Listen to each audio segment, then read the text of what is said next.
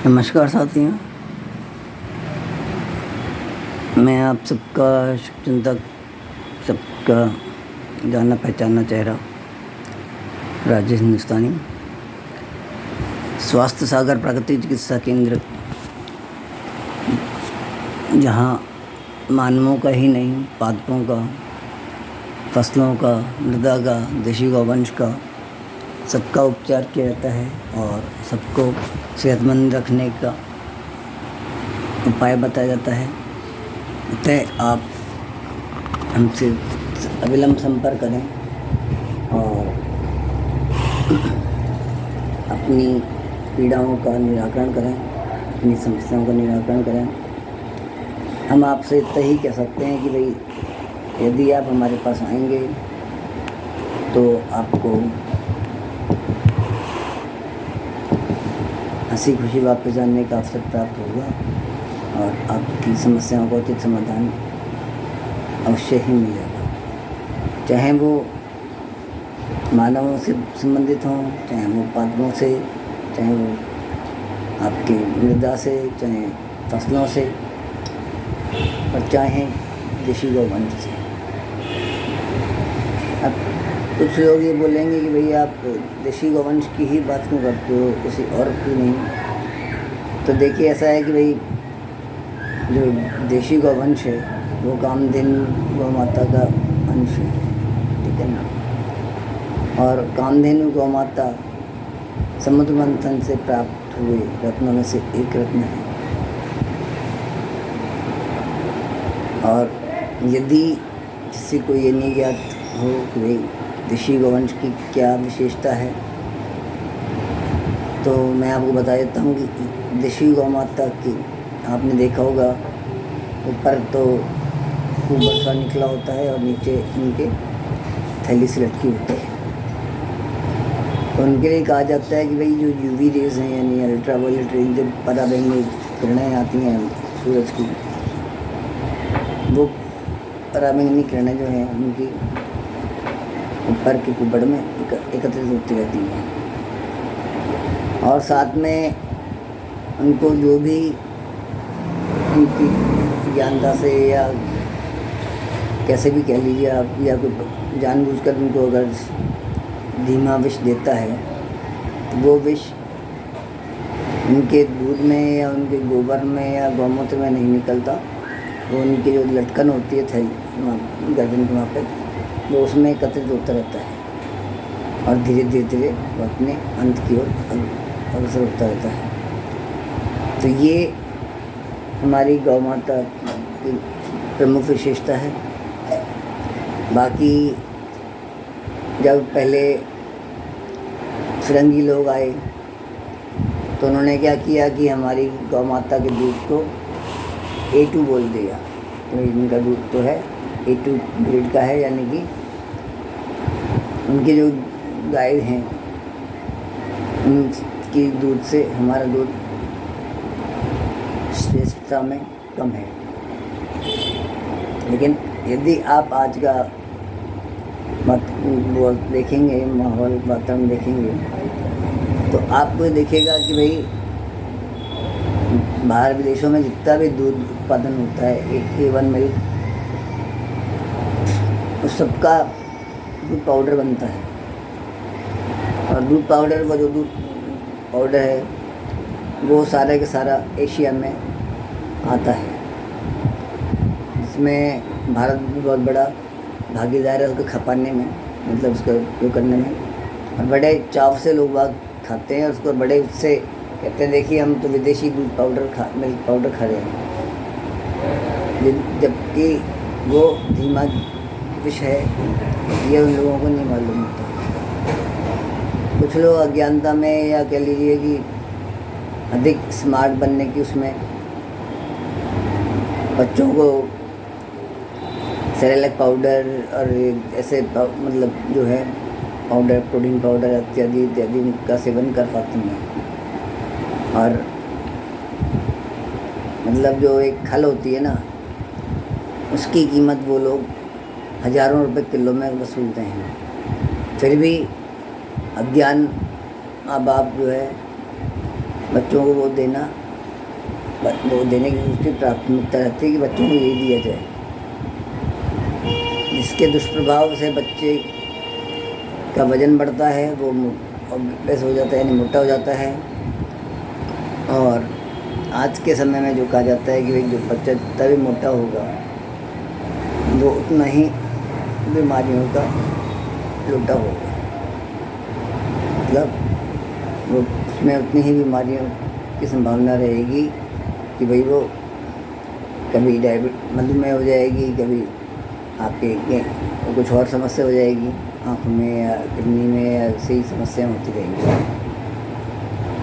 और जो A2 milk हमारी देशी गौवंश का है वो सर्वश्रेष्ठ मिल्क है, दूध है, जिसे हम मानव के बच्चों को भी दूध पिला सकते हैं और जो सुपाच्य है।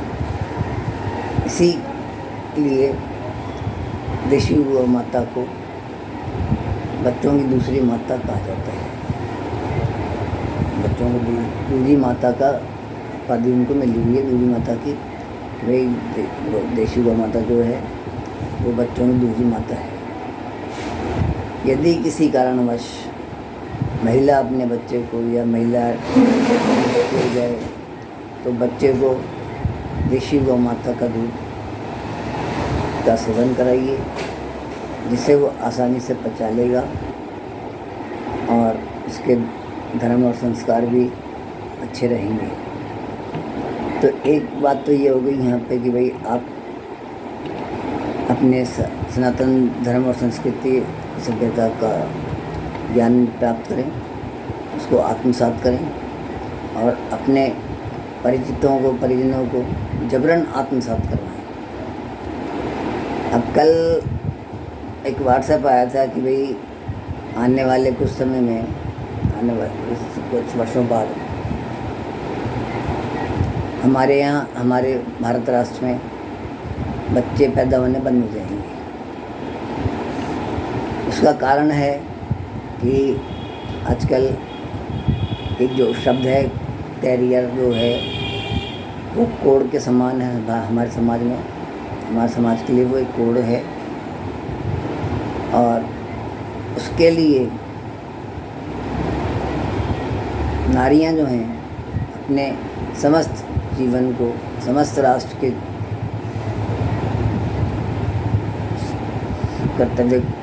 प्रति कर्तव्य को वो छोड़ रही हैं, तिलांजलि दे रही हैं। अरे उन मूर्खों से ये पूछो भाई कि आप कैरियर किसके लिए बना रही हैं? माँ बाप आपकी ज़िंदगी पर साथ रहेंगे नहीं, ठीक है। आप विवाह करेंगी नहीं, विवाह करेंगी तो आपके बच्चे होंगे नहीं,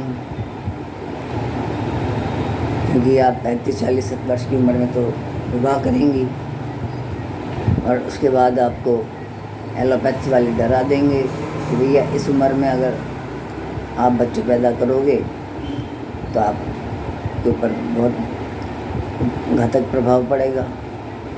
फिर आप ही देखोगे कि भैया इतनी उम्र हमारी हो गई, बच्चा बड़ा होगा, जब तक तो हम बूढ़े हो जाएंगे, फिर बच्चा तो हमारे लिए कुछ करेगा नहीं। तो जो मानव की एक लालच की वो है हमारे प्रति कि भाई हम अपने बच्चे पैदा करते हैं और बच्चों को बड़ा क्यों करते हैं? क्योंकि वो बड़े होकर के हमारी सेवा करें, है ना। तो ये जो मानव की लालसा है वो जब ये देखते हैं कि भाई हम मान लीजिए 42-40 साल की उम्र में माँ बाप बने और वो 20-22 साल में जा कर के कुछ कमाने लायक हुआ, तो 65 की उम्र में तो हम कुछ खाने लायक रहेंगे नहीं, है ना। तो ये सब बहुत गलत बात है। इसके बाद मेरे को जो मेन मुद्दा, मतलब मेन कारण है, जो ये मुख्य कारण जो है वो ये है कि उसमें एक ये दिया था, मैंने उस पर जब ले लिखा कि भाई नारियों को प्रजनन कार्य सौंपा गया है प्रकृति द्वारा, ईश्वर द्वारा, तो वो उससे पीछे क्यों हट रही है? तो उसके उत्तर में मुझे ये उत्तर मिला कि भाई हमारे राष्ट्र के कानून ने उनको ये सुविधा दे रखी है कि वो बच्चे पैदा करें या ना करें, वो उनकी इच्छा है। अरे ये उनकी इच्छा नहीं है। हमारे सनातन धर्म में, सनातन राष्ट्र में बच्चे पैदा, विवाह करना और बच्चे पैदा करना एक सामाजिक कर्तव्य है, राष्ट्रीय कर्तव्य है, और वो उनको निभाना ही होगा। लेकिन उसका तोड़ उन लोगों ने क्या निकाला है कि आजकल मकान जो बन रहे हैं उसमें से उन्होंने पाकशाला को हटा दिया है। मतलब आपके मकान में शयन कक्ष होगा, बैठक कक्ष होगी, और एक आपके शौचालय और स्नान घर संयुक्त रूप से होगा। बस यही कुछ है उनके जो होगा। ना उनको किसी मंदिर की आवश्यकता है, ना उनको किसी खुली जगह की आवश्यकता है कि भाई जहाँ से आपके जो वातावरण है वो वातानुकूलित होते रहे, यानी कि हवा जो है आती जाती रहे। और ना ही उनको कुछ पकाने की इच्छा है, क्योंकि वो विवाह कर साथ में कर तो रहेंगे नहीं, वो तो लिव इन रिलेशन में रहेंगे। मतलब नारी को वैसे बच्चे पैदा करने में कष्ट है, लेकिन वो रखेल बन के रहने में उसको तकलीफ नहीं है। ये हमारी समस्या परे है। भाई हम तो देखिए अब वृद्ध हो चुके वरिष्ठ नागरिक हैं, तो हम तो यही सोचते हैं कि भाई यही उचित है कि जो हमने आपको जिस उद्देश्य से धरती पे भेजा है, उसमें सर्वप्रथम उद्देश्य आपका यही है कि आप सृष्टि को आगे बढ़ाएं, अपने परिवार को आगे बढ़ाएं, अपने राष्ट्र को आगे बढ़ाने में मदद सहयोग करें। तो उसमें मेरे को ये बताया गया कि भाई कानून है। अब मैं कानून की पूरी आ रहा हूँ कि ये कानून बनाया किस लिए, इसको मानता कौन है? सिर्फ तथाकथित आपके धर्मनिरपेक्ष हिंदू, ठीक है,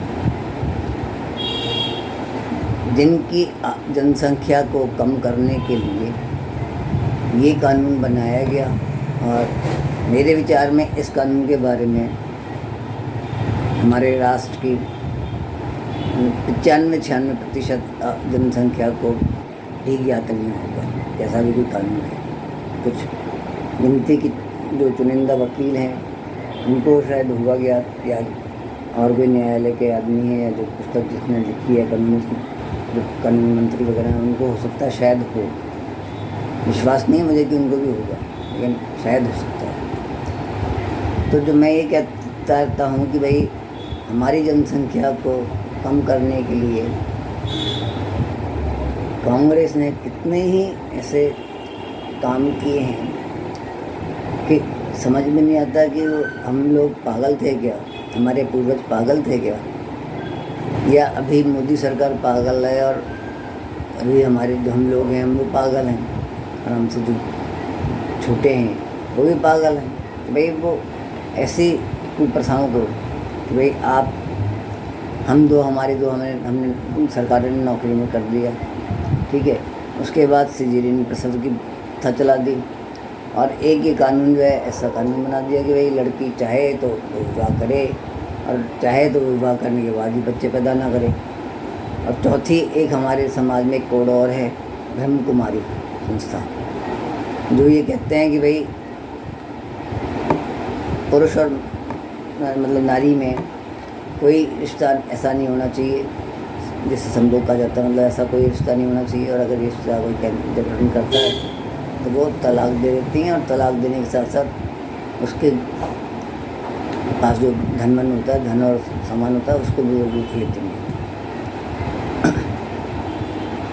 तो मेरा आप सबसे हाथ जोड़ के विनती है, करबद्ध निवेदन है कि आप सभी कृपया इस प्रकरण को बड़े गर्मजोशी से उठाएं, और ये हमारे कानून मंत्री भी जिसके मतलब भारत राष्ट्रीय कानून मंत्री, प्रधानमंत्री, गृह मंत्री इत्यादि, और योगी आदित्यनाथ जैसे मुख्यमंत्री है ना, बिस्वा जी जैसे मुख्यमंत्री, और सम्राट चौधरी जो भी बना बिहार का ऐसे मुख्यमंत्री, अभी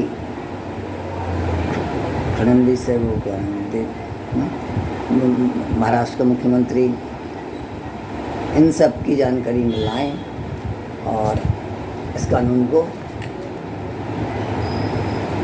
हम सर्वदा के लिए समाप्त करवाएं, और समाप्त ही नहीं करवाएं, इसके विरुद्ध हमारे जो नया कानून बने वो इसमें ये हो कि हर सनातनी को विवाह करना आवश्यक है, और विवाह की उम्र भी महिला लड़कियों की 18 से 20 साल, मतलब अधिकतम 18 साल, और लड़के की अधिकतम आयु 21 वर्ष, और कम से कम 4 बच्चे पैदा करना आवश्यक रहेगा। यदि कोई नहीं करता तो उसका सामाजिक और राष्ट्रीय बहिष्कार कर देना चाहिए, उसको समस्त जो सुविधाएं दी जाती हैं वो बंद कर देनी चाहिए। और हम दो हमारे लोगों को जो हमारे लिए बनाया गया था पूरे राष्ट्र के लिए कहने को, उस कानून को हम दो हमारे एक दूसरे जमातों पर लागू कर देना चाहिए, तभी हमारे समाज में चाचा ताऊ बुआ फूफा मामा मामी काका काकी जो भी आप कहना चाहें रिश्ते, ऐसे रिश्ते होंगे, साला साली ऐसे रिश्ते जब भी होंगे जब भी शेष रहेंगे, अन्यथा ये सब कुछ फिल्मों में रह जाएंगे, चलचित्रों में, कुछ पुस्तकों में रह जाएंगे, और कुछ हम जैसे अगर आगे कुछ रहे जिंदा लोग मान लीजिए जो भी 40-50 साल के हैं, 40-45 वर्ष के हैं, वो 15 साल 50 साल 20 साल बाद वो लोग अपने बच्चों को या अपने आस पड़ोस के बच्चों को, क्योंकि गिनती के बच्चे होंगे उस समय तो उनको ये सुनाया करेंगे, रिश्ते बताया करेंगे, रिश्तों के बारे में बताया करेंगे, ठीक है ना। तो मेरा यही कहने का तात्पर्य है कि भाई आप अपने सामाजिक और राष्ट्रीय कर्तव्य को निभाएं, उसका पूर्ण पालन करें, और ऐसा कोई कुकर्म ना करें जिससे हमारी जनसंख्या दिन प्रतिदिन कम होती जाए, और हमारे जो सनातन धर्म है वो धीरे धीरे निष्प्राण होता रहे, है ना। वैसे तो वास्तविकता तो ये है कि नियति को जो मंजूर है वो हो रहा है कि आने वाले वर्ष 2029 के अंत से पूर्व समस्त विश्व में हमारे सनातन धर्म का शासन होगा, और जो सनातन धर्म को नहीं मानेगा उसके लिए वो संपूर्ण विश्व में किसी भी कोने में कोई भी स्थान नहीं होगा। वो अगर जिंदा रहते हैं तो उनको पाताल लोक ही जाना पड़ेगा, जो उनकी वास्तविक जगह स्थान है। तो आपको मैं अपना संपर्क सूत्र दोबारा बता देता हूँ, 8619671997 8619671997। दूसरा भी लिख लीजिएगा चाहें तो, नहीं तो इसी से बहुत है। और स्वास्थ्य सागर प्राकृतिक चिकित्सा केंद्र की समस्त भारत में और नेपाल में शाखाएँ दी जा रही हैं। यदि कोई इच्छुक व्यक्ति शंका करेगा तो उनको उचित परामर्श दिया जाएगा, और वो थोड़े से श्रम से अधिक धनार्जन और ढेरों आशीर्वाद प्राप्त कर सकता है। पीड़ितों की पीड़ा हटने का काम है कर ठीक है ना। और हमारा जो स्लोगन है, यानी कि जो हमारा एक छोटा सा नारा है कि ऑपरेशन नहीं सृष्टि निशन कहिए, सिजेरियन प्रसव नहीं, सामान्य प्रसव अपनाएं और जीवन भर चुस्त दुरुस्त रहें। तीसरा है कि पथरी निकलवाएं, पथरी पित्ताशय नहीं। हर्निया ठीक करवाएं। नकली कोई प्लास्टिक की थैली नहीं लगवाएं। नकली तो नकली होती है, असली असली होती है। हम मधुमेह मुक्त करते हैं, उसको सीमित अवस्था में नहीं रखते, उसको नियंत्रित नहीं करते, हम उसका शमन करते हैं। और हम साधारण मानव हैं, तो जादूगर या ईश्वर नहीं है जो किसी मरने वाले को बचा सके। अब ये हमारी विडम्बना है, मतलब कि भाई हमारे पास वही लोग आते हैं, वही मरीज रोगी आते हैं जिनको सब जगह से ना हो चुकी होती है, जहाँ सब जगह लोगों ने हाथ खड़े कर दिए होते हैं, तब वो हमारे पास आते हैं, संपर्क करते हैं और हमारे द्वारा उपचार प्रारंभ करते ही उनके कथन होते हैं, जी कितने दिन में ठीक हो जाएंगे, कितना समय लगेगा। अब तो भाई आपसे करबद्ध विनती है कि हम मानव हैं, वो भी साधारण मानव हैं, दानव नहीं है, कोई ईश्वर नहीं है, कोई जादूगर नहीं है। अतः आप हमें समय दीजिए और संपूर्ण सहयोग कीजिए। अपने पे, हमारे पे, ईश्वर पे और हमारी चिकित्सा पद्धतियों पर विश्वास कीजिए। शुभ रात्रि। भारत माता की जय।